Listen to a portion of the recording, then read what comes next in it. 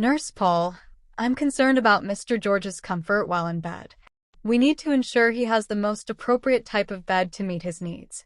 That's a good point, Mihira. I know he's been experiencing some discomfort. What types of beds do we have available? We have a variety of beds, including standard hospital beds, bariatric beds, and specialty beds for patients with specific needs. What are the differences between these beds? Standard hospital beds are suitable for most patients. Bariatric beds are designed to accommodate patients with larger body sizes. Specialty beds, such as air-fluidized beds or pressure-relieving mattresses, are used for patients with specific needs, such as pressure ulcers or limited mobility. How do we determine the most appropriate bed for Mr. George? Standard hospital beds are suitable for most patients. Bariatric beds are designed to accommodate patients with larger body sizes. Specialty beds, such as air-fluidized beds or pressure-relieving mattresses, are used for patients with specific needs, such as pressure ulcers or limited mobility. We'll need to assess his condition and identify any specific requirements. Factors to consider include his weight, mobility, and any existing medical conditions. Mihira, I'll gather more information about Mr. George's needs and consult with the medical team to determine the best bed option.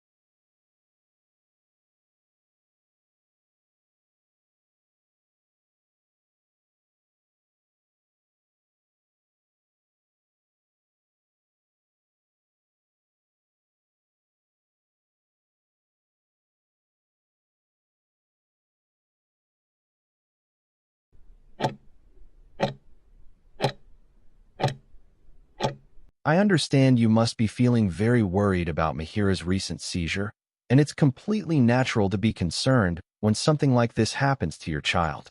I want to reassure you that while a seizure can be frightening to witness, they are not uncommon in children and can occur for various reasons that don't necessarily indicate a serious, long-term problem like epilepsy. Many children experience a single seizure or a few seizures and never develop any long-term neurological issues. Sometimes, seizures can be triggered by things like a high fever, known as a febrile seizure, which is quite common in young children. Other times, they might be related to factors such as dehydration, a past head injury, or, in some cases, an underlying neurological condition. We are here to support MIHIRAA and your family, and we'll work closely to investigate the cause and ensure she receives the best possible care moving forward.